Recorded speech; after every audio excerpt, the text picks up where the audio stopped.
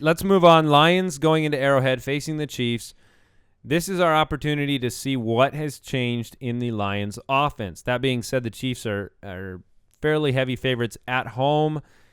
You know, the Chiefs are 11th against the running game, so if we're expecting to see the Lions somehow figure that out, I don't know if this is the week to count on that. I don't think we're going to see a renovated, Abdullah-Bell combination that's running all over the Chiefs. You know what I'm expecting to see is a lot of Megatron and a lot of Golden Tate. What's they've been neglected. Jim Bob Cooter. I love it. That is Jim Bob Cooter. That's the new OC up in Detroit, rocking one of the best football names of all time. Wow. That is legendary. At this point, I just want him to become like the greatest coach in the history of the NFL, so movies can be made about Jim Bob Cooter. Bob Cooter. Wow. Look, the Lombardi was not getting the ball to his playmakers.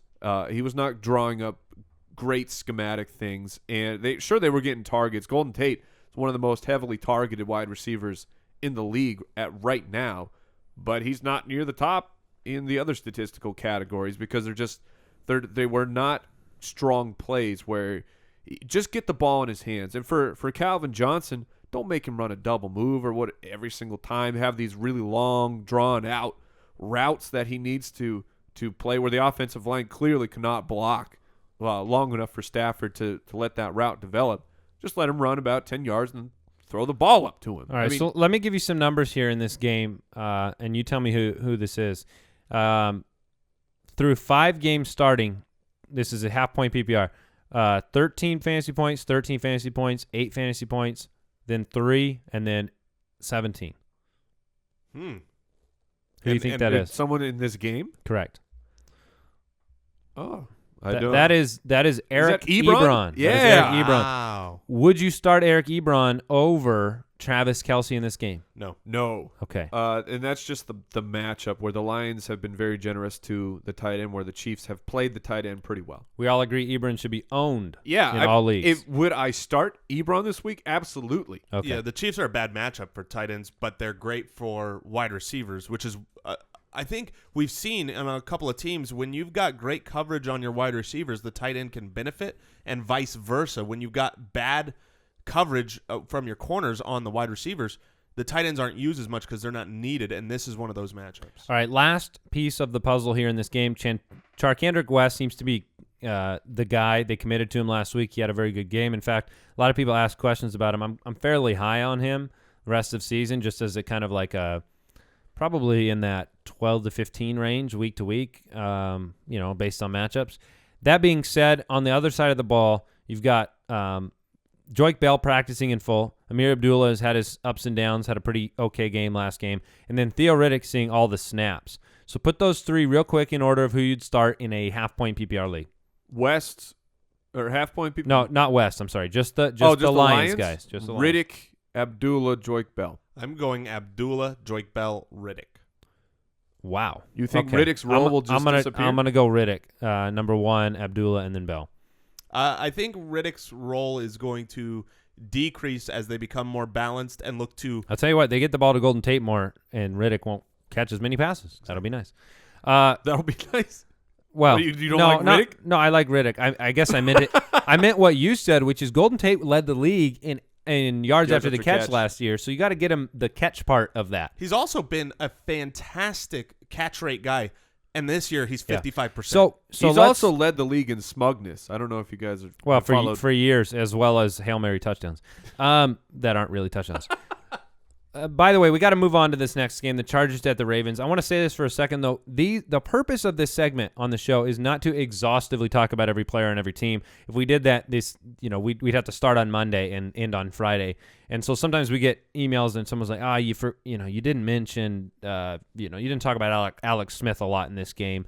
We have our rankings up on the website. You can kind of see where we have guys slotted in. We're trying to hit some of the main points to focus on here. We know people are starting Travis Kelce if they have him, that type of thing. So just some context for the discussions. Let's go Chargers going into Baltimore. The Ravens are having a bad season.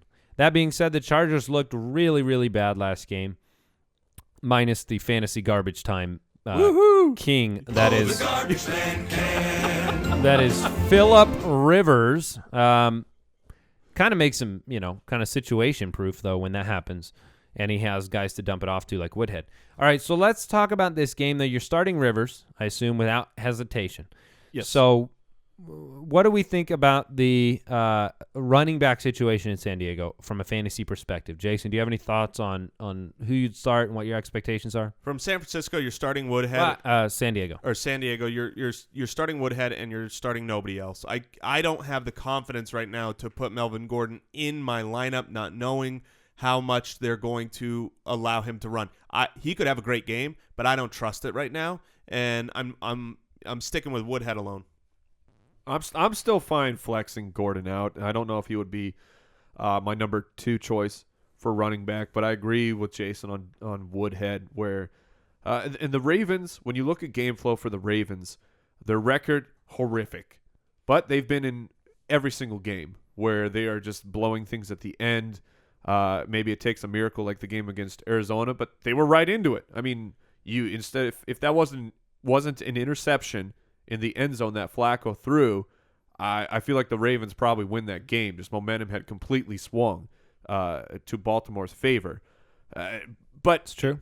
But you're looking to, like, Steve Smith is completely startable in this matchup where the Chargers had been great in giving up points, or holding away points, I should say, from the wide receiver. And then they sent in the car, and Derek Carr lit them up with just a barrage of touchdowns to Cooper and Crabtree. So I believe in Steve Smith in this matchup. I'm not going to let the Chargers scare me away from Smith. All right, let's talk about Keenan Allen for a second. He's been very good this year. Obviously, 15 catches this week. Okay, that's the thought. Not even joking. So rest of season, I'm not even kidding. Rest of season, who would you rather have on your roster, Keenan Allen or T.Y. Hilton? Keenan Allen. I would rather have T.Y. Hilton. Really? Okay. Yeah, I think what we've seen is Keenan Allen is great. His usage has been great. But when is the last time that Antonio Gates and Stevie Johnson have been together on the field with Keenan Allen? Do you know? I don't think it's happened yet. Never. And so my point is, Stevie Johnson's back, and we're still got another week or two, but the season still has several more weeks left. When they all get together, I don't think the targets are going to hold, and I think that their running game can't do anything but get better.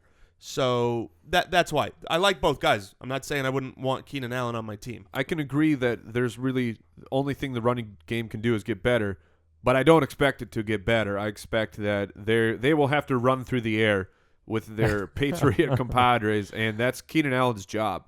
Keenan Allen gets passes that, like, the average depth is basically 5 yards or so. I mean, it's very, very low for a pass through the air. But Keenan Allen he's been sensational.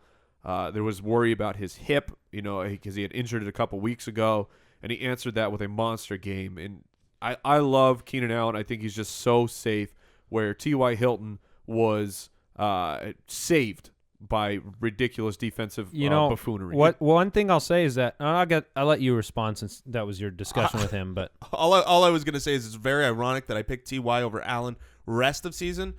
I'm almost like discounting this week, because this week I've got Keenan Allen my number 3 and T.Y. Hilton my number 43. This debate discussion changes a little bit for me. At PPR leagues, I like Keenan Allen a little bit better.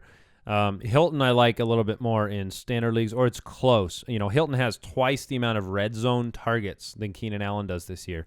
And so he kind of is more boom and bust, and that's why I would think that. Last piece I want to talk about here is if Gates is out, Ladarius Green, is he a start? Oh, absolutely. Okay. Cardinals go into Cleveland. They face the Browns. The Browns are 5-point underdogs at home. I have a start of the week that is in this game, so we'll get to that a little bit later. And I think he would have been both of your guys' starts of the week had I not beat you to the punch. 100%. He is the clear-cut start of the week. Okay, so we think that Josh McCown should be playing in this game. Is that correct? We believe all information indicates McCown.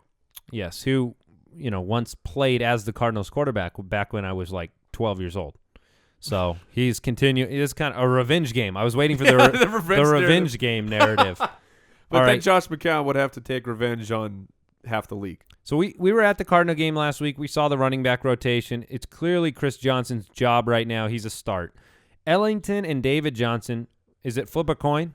Because last week you would have gotten more points if you started Ellington, but David Johnson seemed to be on the field a little bit more. Yeah, David Johnson's getting more snaps and just guessing on, or I should say hoping for a touchdown.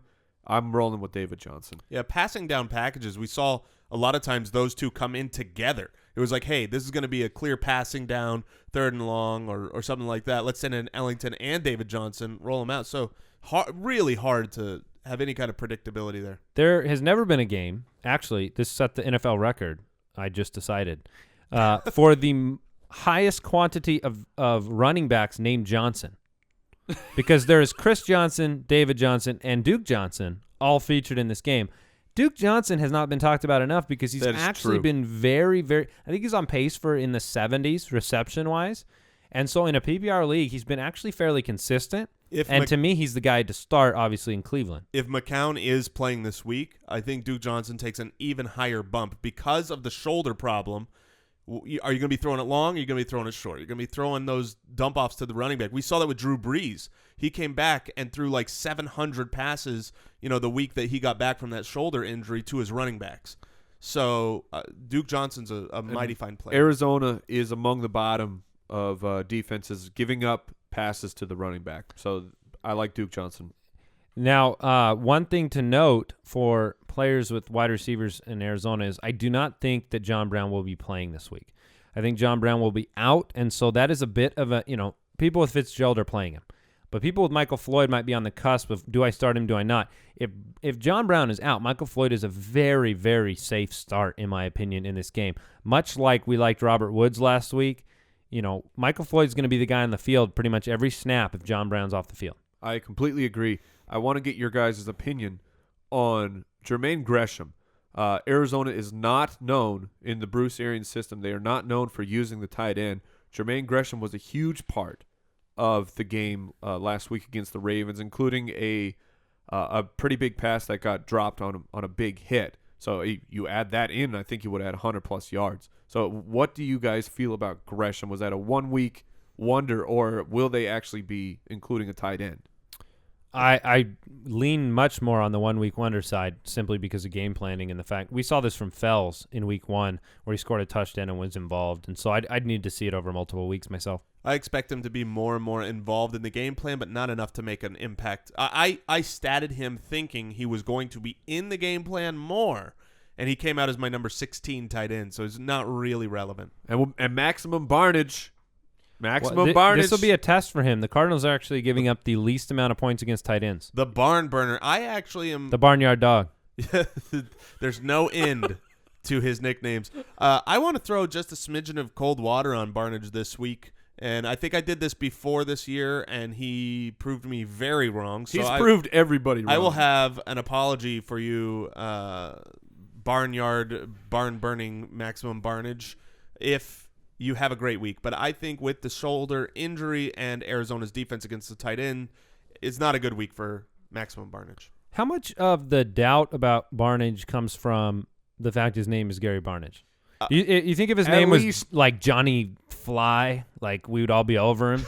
If his name was Max Williams with 2 X's? Yeah, or like Billy Sticky Hands. Well, that would help too. That'd be really good. But yeah, I agree. There's at least 30% of my doubt comes because his name is Gary. Another 20% because he caught a touchdown pass with his butt cheeks. With his butt cheeks.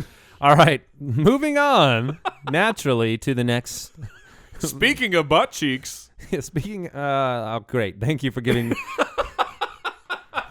I'm trying so desperately.